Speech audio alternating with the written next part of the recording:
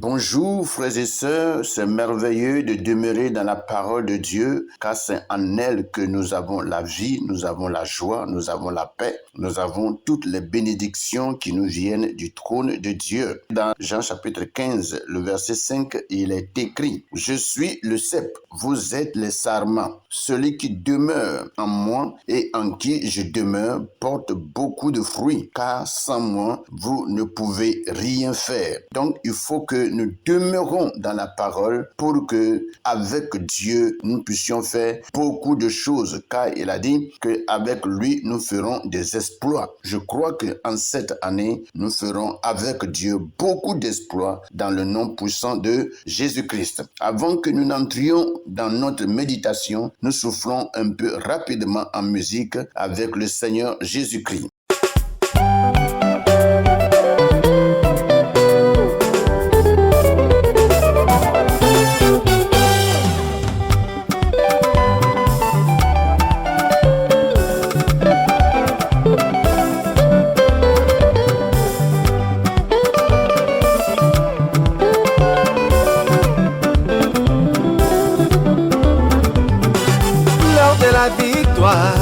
De la vérité a sonné dans mon cœur que Jésus soit loué, chantons. L'heure de la victoire, de la vérité a sonné dans mon cœur que Jésus soit loué. Oh, oh, l'heure de la victoire, de la vérité a sonné dans mon cœur que Jésus soit loué, chantons. L'heure de la victoire, de la vérité a sonné dans mon cœur que Jésus soit loué. Oh, que Jésus soit loué dans la vérité, que Jésus soit loué dans la vérité, El Shaddai soit loué dans la vérité, que Jésus soit loué dans la vérité.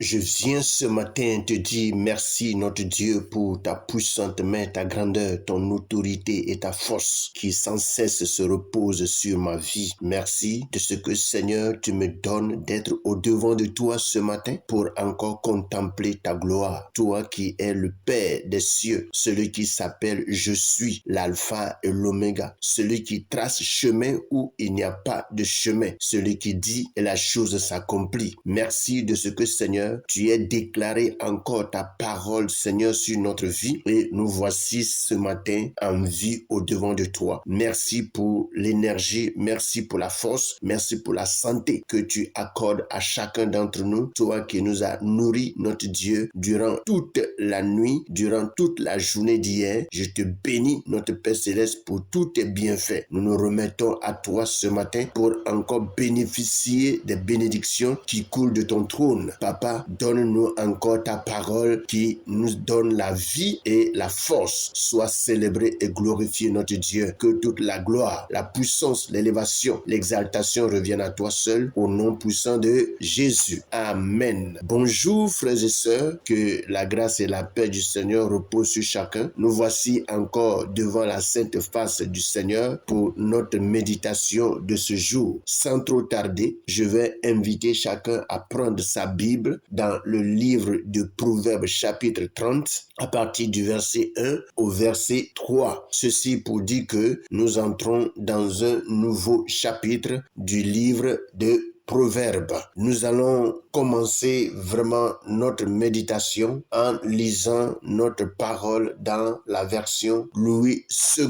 Il est écrit: parole d'Agur, fils de Jaquet, sentence prononcée par cet homme pour Ithiel et pour Ucal. Certes, je suis plus stupide que personne et je n'ai pas l'intelligence d'un homme. Je n'ai pas appris la sagesse et je ne connais pas la science des saints. Voici ce que Louis II nous dit. Nous allons lire rapidement le français courant dans le même passage, Proverbe 30, à partir du verset 1 au verset 3. Et je lis le verset 1. Il est écrit: Parole solennelle d'Agur, fils de Yaké. Voici ce que cet homme déclara à Ithiel et Ucal. Oui, je suis trop stupide pour un homme. Je n'ai même pas l'intelligence d'un humain. Je n'ai jamais acquis la sagesse et je n'ai pas assez la connaissance de celui qui est saint. Voici ce que Dieu nous donne ce matin pour notre méditation du jour dans les deux versions où nous venons de lire ces paroles. Nous allons vraiment profiter de ce moment, retourner à la version Louis II et commencer notre méditation du jour. Et comme nous sommes en train de le lire, il est écrit: Parole d'Agur,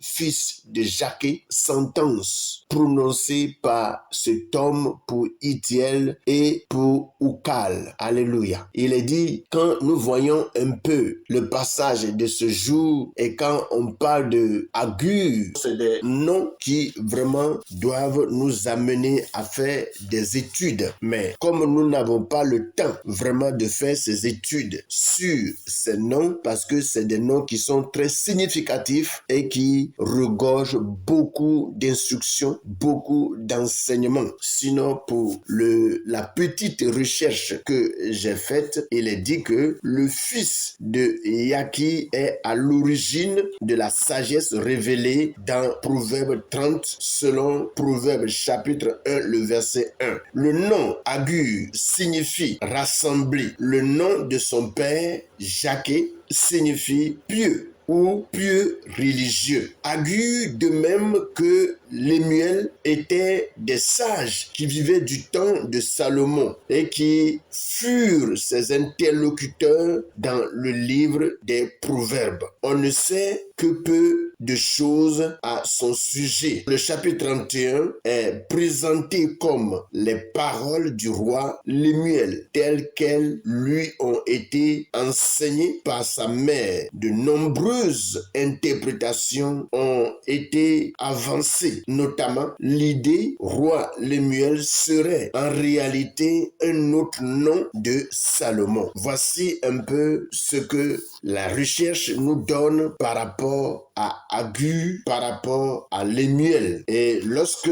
nous cherchons un peu la signification de l'Étiel et Ucal, il faut dire que Étiel veut dire Dieu est avec moi, Ucal puissant. Donc c'est la signification de ces noms. C'est des noms qui sont vraiment très riches et c'est des gens en réalité qui vivaient au temps de Salomon. Et comme nous sommes en train de le voir, Agur, qui signifie rassembler, était un homme que jusqu'aujourd'hui personne ne connaît en réalité son identité. Vous voyez, mais nous allons y revenir là-dessus pour faire beaucoup de fouilles et voir un peu ce que ce nom nous apporte. Mais dans quelques recherches, il est dit que Agur peut se rapporter un peu au nom de Melchisedec. Donc, c'est un nom qui se rapproche un peu de Melchisedec. Lorsque nous analysons un peu le texte, il est dit que parole d'Agur, fils de Yaké, sentence prononcée par cet homme pour Ithiel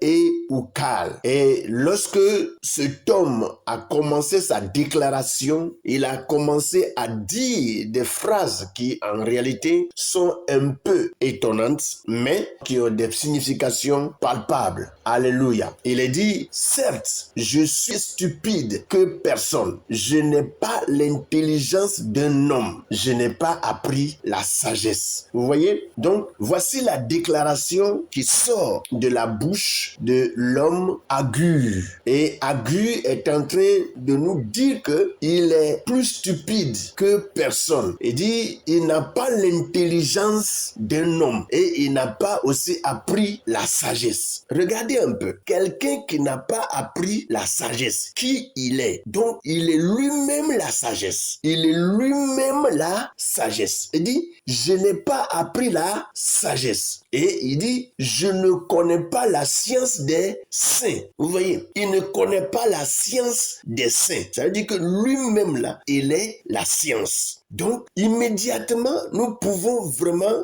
comprendre que Agur, dont on parle ici, c'est Dieu qui s'est incarné pour parler à chacun d'entre nous. Vous voyez, Dieu, en réalité, n'a pas appris la sagesse. Dieu est lui-même la sagesse. Dieu est lui-même l'intelligence. Ce qui veut dire que si au jour d'aujourd'hui, nous disons que nous avons reçu le Seigneur, donc nous avons reçu la sagesse, on a reçu l'intelligence, nous avons reçu la connaissance, nous avons reçu la science. Vous voyez? Donc, c'est des richesses qui ne peuvent jamais finir, des richesses impérissables que nous possédons. Ces choses merveilleuses, mes frères, d'appartenir à ce grand Dieu, ce merveilleux sauveur, ce merveilleux créateur. Vous voyez? Donc, nous adorons quelqu'un de très grand et de très merveilleux. Et c'est pour cela, tout ce qu'il fait, personne au monde ne peut expliquer les actes qu'il pose, les miracles qu'il pose. Personne. C'est pour dire en réalité que nous avons le Dieu vivant. Nous avons le Dieu puissant. Comme sa parole le dit, qu'il est le tout-puissant. Il est celui-là qui possède toute la puissance et personne d'autre n'est au-dessus de lui. Le français courant nous dit ceci. Oui, je suis trop stupide pour un homme. Je n'ai même pas l'intelligence d'un être humain.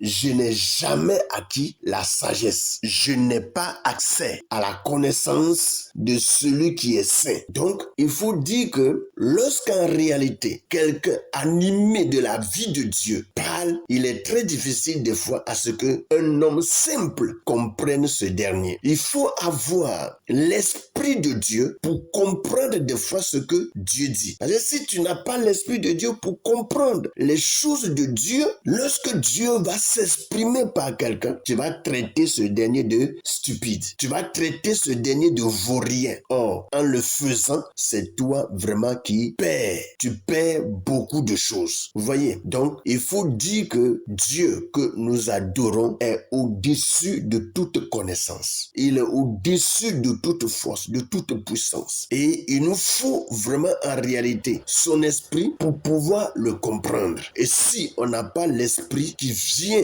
de la part de Dieu, il nous serait difficile de comprendre la parole de Dieu. Et c'est pour cela, jusqu'ici, les hommes sont en train de tituber. Les hommes sont en train vraiment de courir de gauche à droite. Parce qu'il y a plusieurs, en réalité, qui ne comprennent pas, jusqu'au jour d'aujourd'hui, la parole de Dieu. Vous voyez? Et chacun interprète la parole comme il le comprend et comme il le lit. Non, laissons vraiment le Seigneur nous assister. Laissons le Seigneur nous investir de sa présence pour que nous puissions parvenir à comprendre sa parole et à vivre comme lui Dieu il le veut. Que le Seigneur nous aide et qu'il nous éclaire, qu'il nous donne vraiment la connaissance qui vient de son trône et que sa grâce, sa paix, sa puissance, son autorité soit le partage de tout un chacun. Nous allons continuer sur le même passage demain parce que il y a encore beaucoup de choses que le Seigneur va nous révéler par ce passage. Soyez bénis et passez une bonne et merveilleuse méditation avec le Seigneur. Amen.